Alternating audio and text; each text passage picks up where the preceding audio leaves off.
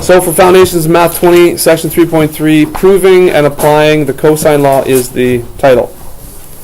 We've taken a look at the sine law, and you should notice in these first examples here that we've got the sine law kind of written out here, right? The sine law is A, or one side, the side length divided by the sine of the opposite angle, and we've got another side length divided by the sine of that opposite angle, and so on.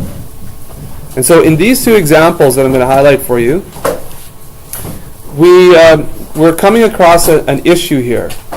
All right, we cannot solve for this unknown quantity using the sine law. So let me show you.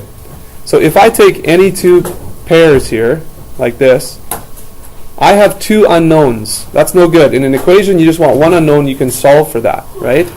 So that's no good. That's no good either. Not sure where that. Okay. So if I take these two and say, okay, well, I'm going to solve for Q. Well, you don't know S, and because you've only given one angle, you can't do 180 minus. Okay, because this is not isosceles, so you don't know that these are the. You cannot use the sine law. So we have an issue. We have to have another law that we have to develop here. And so here's another example where you're not given any angles. You're trying to solve for one. You set up the sine law, and you've got all these different, you've got two unknowns in every pair that you can conceive here. Okay? And so the sine law doesn't work for certain types of triangles. What types of triangles will the sine law not work for?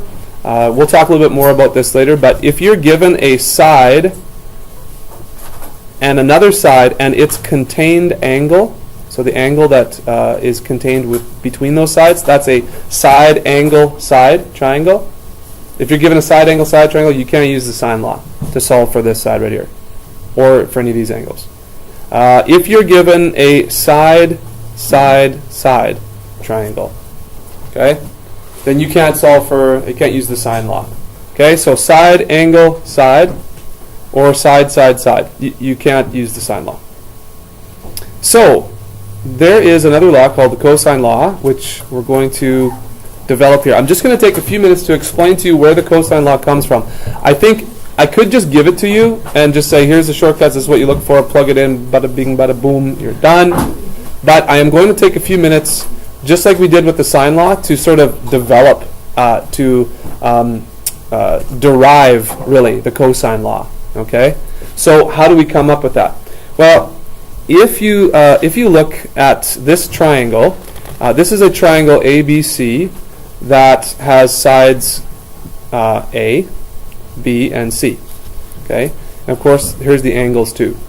So if you're just given any triangle that is not a right triangle, this is just that triangle. Now what I've done is put an altitude here. Okay, so we have an H there, and we've split this side A into X and Y.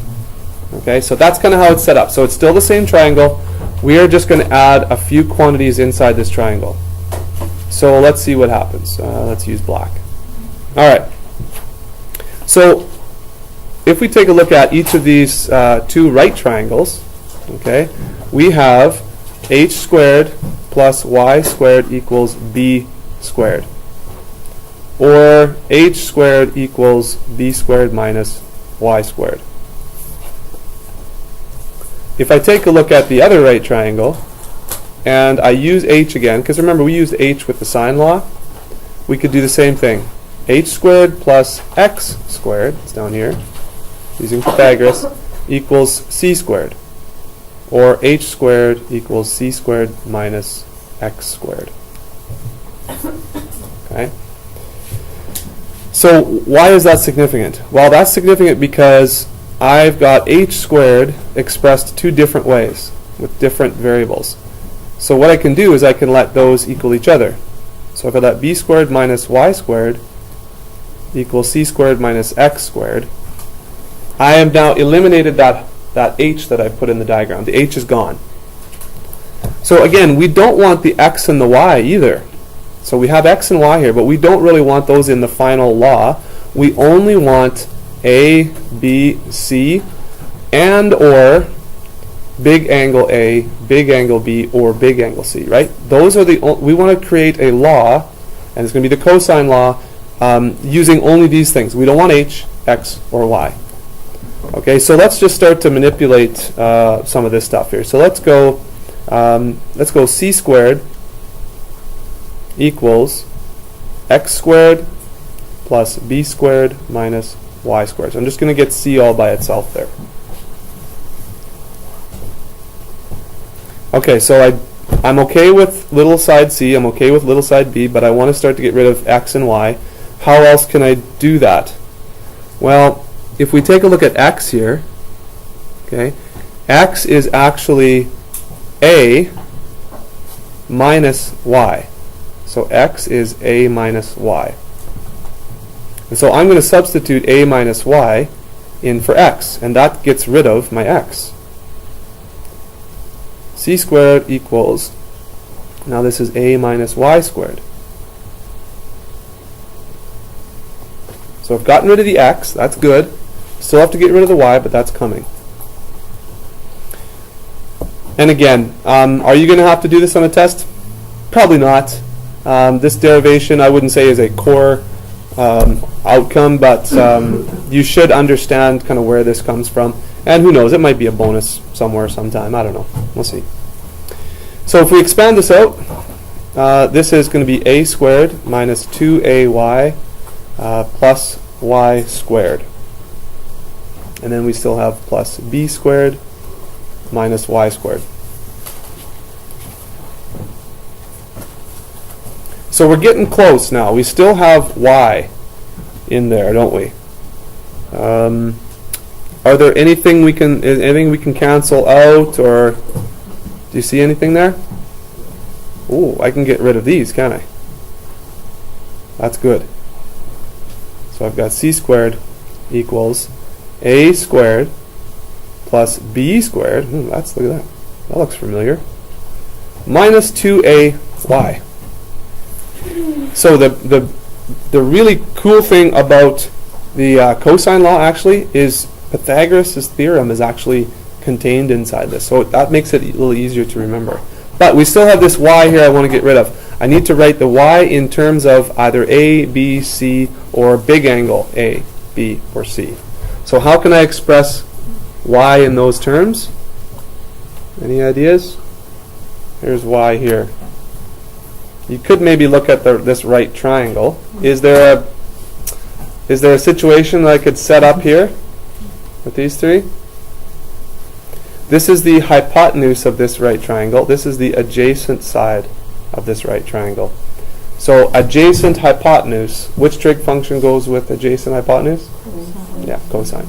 So if we did cosine of C, that actually equals adjacent over the hypotenuse. Or Y equals B cos C. Everybody see that? And now I've got Y in terms of little b and big C. So that's good. We don't want H, we don't want X, we don't want Y. And so it sort of comes out to this. Comes out to C squared equals A squared plus B squared minus 2A times B cos C.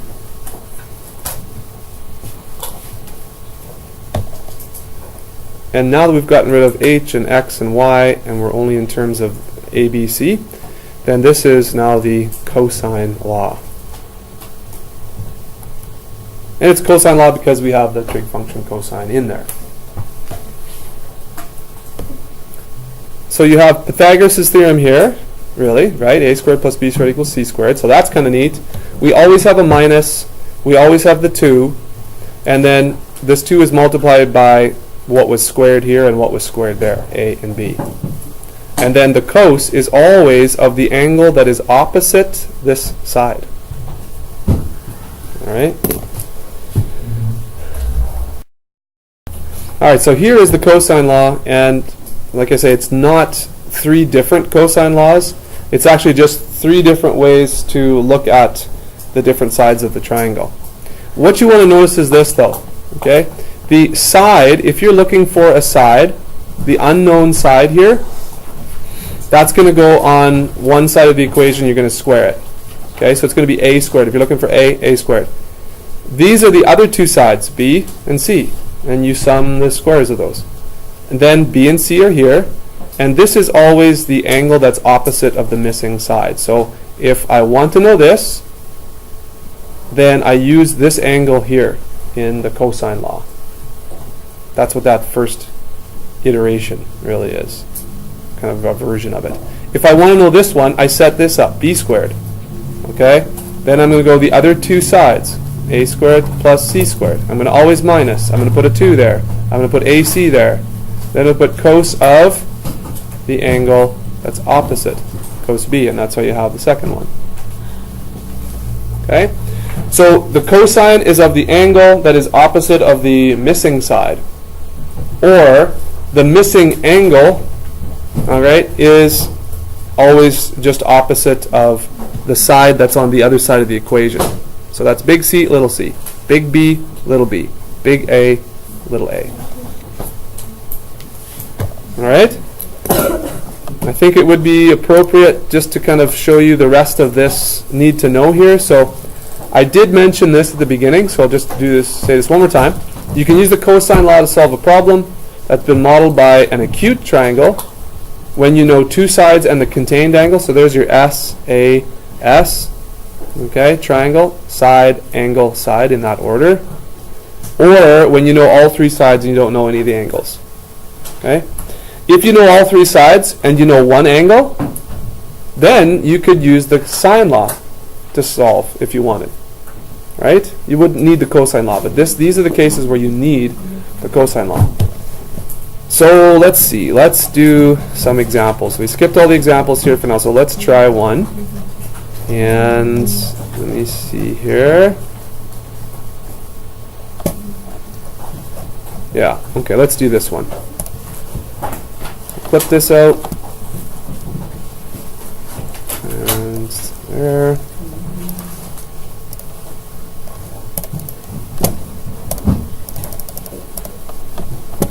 Okay, so it says this here. It says determine the length of CB to the nearest meter. And I'll leave those equations up there. Boys, pay attention. So I'm looking for CB, which is little a. Okay? Now, if you want to look back to this, that's totally fine. But I would encourage you to, as soon as possible, just think about where things are going to go in this equation. So right now, A is what I'm looking for, so put A squared on one side. That's the first thing you do then. If you're looking for that side, put A squared there. Oh, and do we have to use the cosine law? Yes, side, angle, side, triangle. So A squared equals, you always add the squares of the other two sides. So it's going to be 32 squared plus 40 squared. You're always going to minus, you're always going to go 2 times those two sides. So 32 times 40. It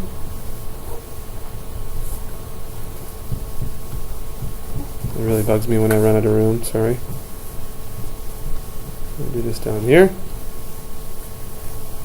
And then of course I got to do the cos times the cos of the angle that's opposite my unknown side, 58 degrees.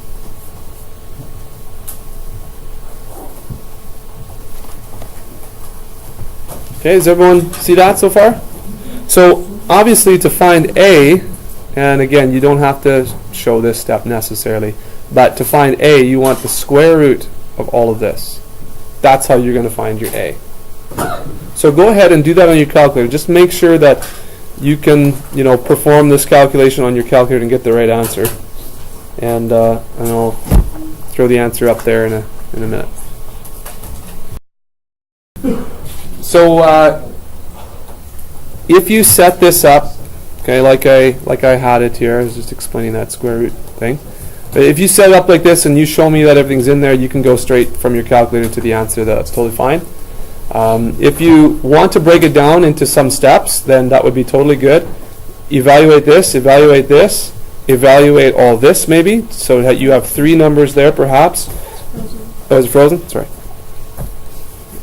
Okay, so you have 3 numbers here maybe. So you would write, 1024 plus 1600. This would be minus 2560 times the cos of 58. You could break that down a little bit further to get this, and so then you could do one more step.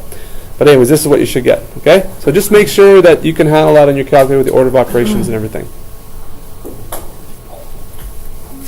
All right, we will do. I'd like to do one more problem where we're looking for an angle. Okay, did anybody have any questions about that one?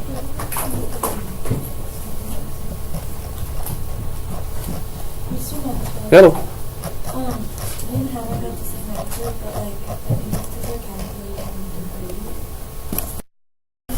All right, so in this example, this is one where we're finding an angle. Hey, quiet guys. We're finding an angle here. I would strongly encourage you to use the cosine law. Just memorize this, write it out every time. Fill in values into the original cosine law, okay? So remember, the side here is always opposite of the angle in question. Okay, so make sure you set up like that and you're good. So some of you are having trouble finding b. So let's break it down into smaller pieces. So I would do 20 squared minus 19.5 squared minus 10 squared. Okay, and then divided by this, because this is multiplied by cos. So divided by negative 2 times 19.5 times 10. So why don't you go ahead and evaluate this first. That might break it down into smaller pieces for you. Okay, so I did it all in one shot over here on my calculator, but let's break it down. So 20 squared minus 19.5 squared minus 10 squared. If you do that first, you get negative 80.5. So I'm suggesting do that first and then write it down. Then do the next one. Negative 2 times 19.5 times 10, and you get negative 390. Okay.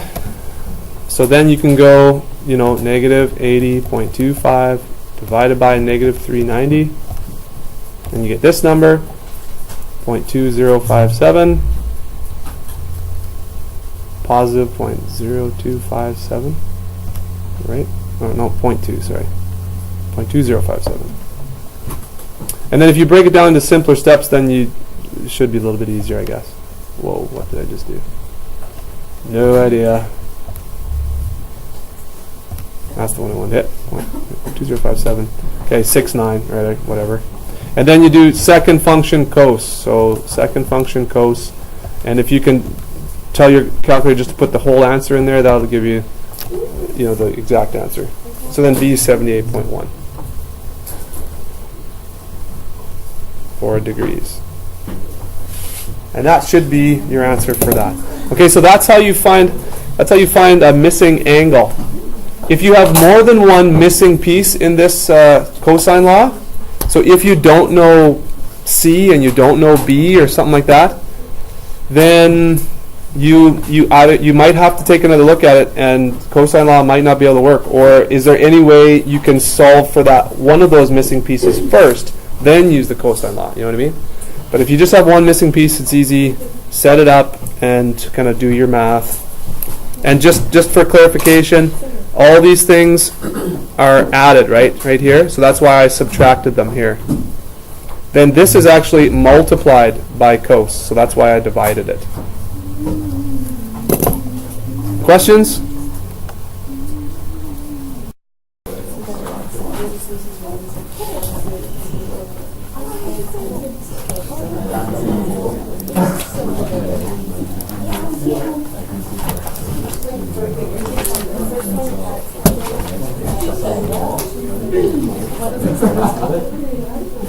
1, 2, 3, 4, 8, 5, 8, 6,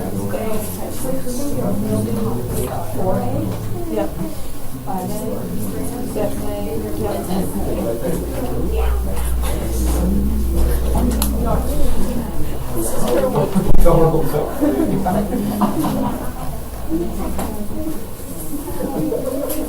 Is it just so